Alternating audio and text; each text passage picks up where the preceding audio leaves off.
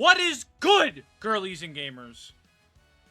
I want to start off with some enthusiasm today because the title of this video and the subject might be a little contentious, but I don't want to mean it in a negative way. I want this to be more of a discussion because it's something that's kind of puzzled me for a while in terms of fighting games and where the community stands on this. I want to talk about how do we determine what a beginner is? Before we get into it, I don't do this often, but I would really like this if you guys could like and subscribe to the channel. It means a lot to me. It helps me out. If I can get to 1,000 subs, we can start having like fun little member perks and stuff. I know that would mean a lot to me. It would help me out personally. I might be able to quit my job at some point. That'd be lovely. If you guys could help me out if you like this or any of the other stuff that I do and want to leave feedback on anything that I talk about today, please comment, do all of this stuff, follow me on social media, send me ats on Blue Sky or on Tumblr, just like let me know what you think, right? Because I think this is gonna be a point of discussion that we need to have. I want to talk about what determines a beginner in a fighting game today. We're using Dragon Ball as an example, because I, personally, would consider myself a beginner Dragon Ball player. I think I'm better than a number of people that play this game, but that's because I understand fundamentals of fighting games. I know how to block. I understand how to anti-air. I know when... I can generally gauge when it's my turn and when it's not. How to tech throw, stuff like that, right? I understand that bit of fighting games. What I don't know is the ins and outs of Dragon Ball. Now, I have played Dragon Ball for, and I want to check this real quick just to make sure I'm not talking out of my ass. I have just under 52 hours in Dragon Ball. It's probably going to be a little more after this video just because I've spent some time, you know, with the game open. I've been playing a little bit. You couldn't tell by the numbers. I'll have something to show off in a minute. But that brings me to another question. So I have just about 52 hours in Dragon Ball. A lot of that has been just messing around with my friends. I played quite a bit of the story mode when the game first released. And I do have it on PS4 as well. So there's a little bit of time there. So the hours probably aren't all exactly correct. I'd estimate probably about 55 hours in Dragon Ball, right? I have 66 hours in Tekken. I picked up Tekken at the start of this year. And I am blue rank in Tekken.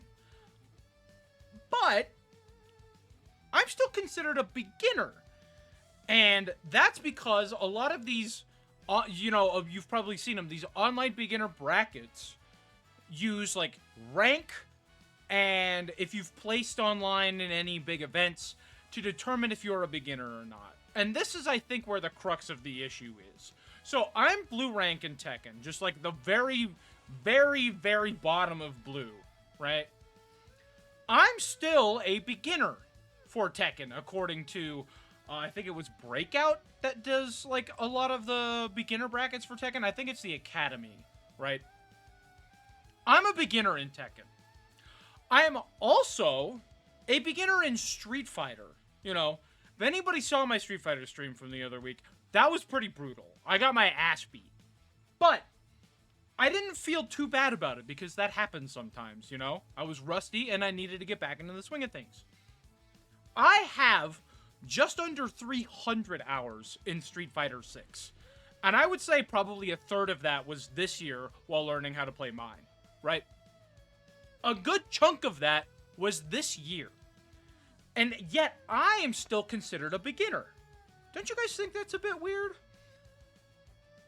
And here's where the real fucky part is. If we look at Guilty Gear Strive, this is the game that got me started in actually playing fighting games for real, right?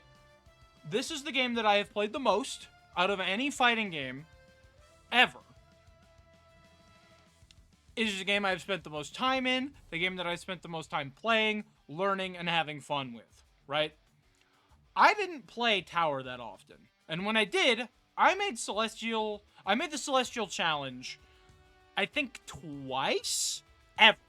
Once on Johnny, and then once on Soul. So not even on Biken.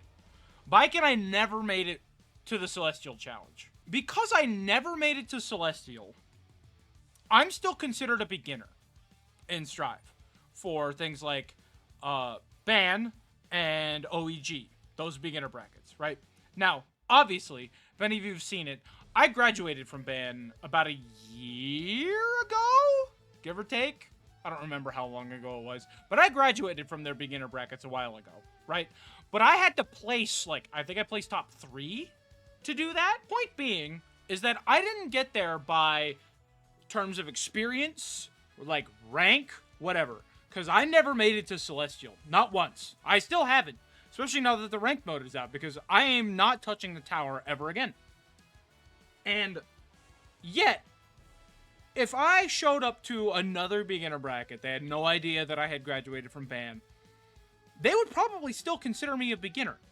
And the reason I bring this up is because OEG they changed their beginner bracket to intermediate. They did not change it to anything else.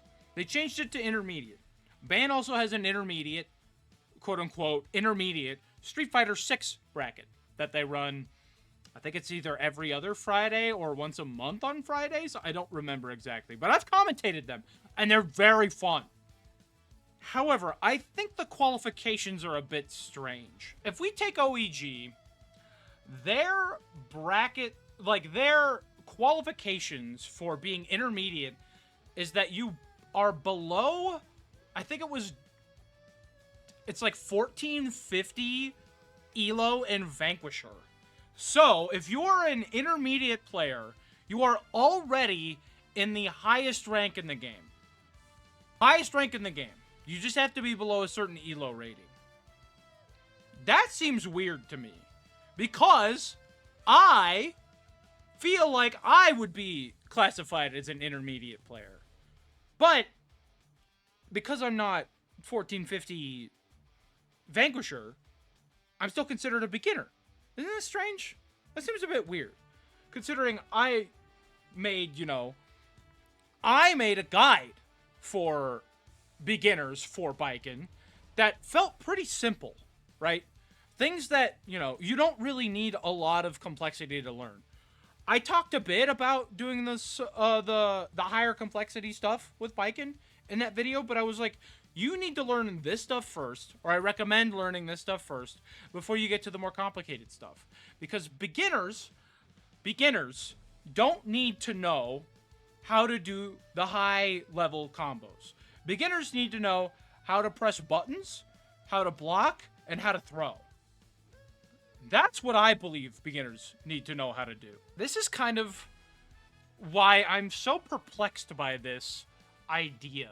Because I don't see myself as a beginner, but all of these, like online brackets and everything, they rank me as a beginner among basically everything else. The pool is so wide because you have to just be below a certain rank. So anyone from just picked up the game yesterday to Silver 3, just now learning how to faultless defense, to me, who's like trying my damnedest to do dumb mix shit on people and making fun of Johnny players because they don't know how their character works, like, that's the pool for beginner fighting game players. And that seems wrong to me. This is where we come to Dragon Ball. So, like I said, I am very much a beginner at Dragon Ball, right? I'm not a beginner fighting game player, but I'm a beginner at Dragon Ball. I have never taken the time to actually learn all of the ins and outs of the mechanics of this game, and I really don't know combos.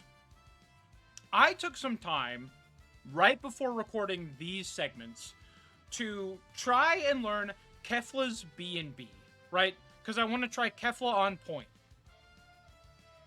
Kefla has a very strange B&B. She can do the Saiyan B&B, which also is something that I don't know and need to learn. But she has her own that gets her quarter carry from basically anywhere. And that's cool. However, this is like a 15-hit combo that requires very precise timing and certain, like, you have to press basically all of your attack buttons at different times, right? It requires light, medium, heavy, and special inputs throughout the entire combo, a super dash cancel, and 2 jump cancels, right? This on Dust Loop is labeled as the very easy combo. This is the very easy combo. What are we doing here? I'll try to do it here, just so I can show what I mean. Like, that's it, right?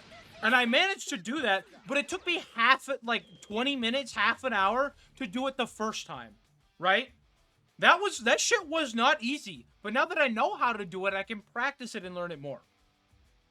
That is considered the very easy combo. Like, that is the intro combo for Kefla. That seems insane to me. You know what an intro combo seems like to me? That. Or, like, maybe even this. Like that. Right? 3 buttons. I know it didn't do a ton of damage.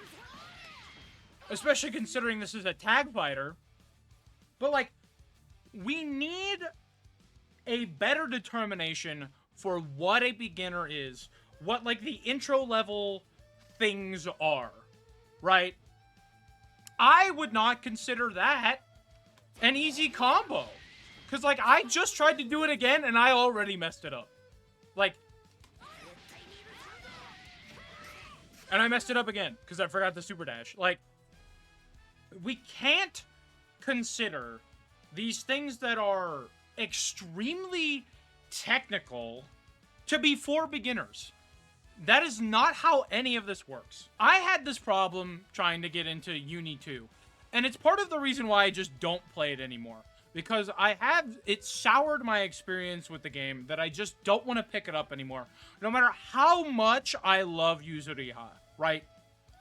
When I was trying to get into Uni 2, I was doing, like, the combo trials, right? And I knew going into the game that that was not how you should be learning how to do these things. Even though, from what I understand, Uni 2's combo trials are actually pretty good, all things considered. That said, they're not always going to be optimal and things like that. And they don't really teach you the best, like, avenues for how to do things. They're kind of just difficult for difficulty's sake. And that was kind of my experience with the game as a whole. Especially considering the advice I was given by some of the people that were trying to teach me how to play. I was trying to learn the game from 2 people that had played a shit ton of the original game and had already had, at the point that I had picked it up, I had, like, bought it, like, I don't know, 2-3 weeks after the game released. They already had, like, 100 hours in the game. And they were doing all kinds of crazy shit and teaching me about, like, different, like, mechanics in the game that were sort of hidden, but also not hidden, and then, like, the main mechanics of the game and how to utilize all of that shit all at once. And I was like, guys, I need to know how to... Where's my sweep? What is my light jab? Like, where is my anti-air? Guys, I need to know not how to do your 30-hit combo that does 40%, especially if I spend all of my meter. I need to know how to block. I need to know how to sweep. I need to know how to do these, like, weird dash things, right? I don't need to know that your character can put me in an infinite in the corner. I need to know where is my jab? I feel bad for giving up on Uni 2. I had got a comment recently. It was in the last couple of weeks on that combo trial video that I did with Yuzu about somebody who was like, you know, this seems really hard at first, but I bet since the time that you've published this and me commenting, you've gotten so much better at this game and you're having a ton of fun.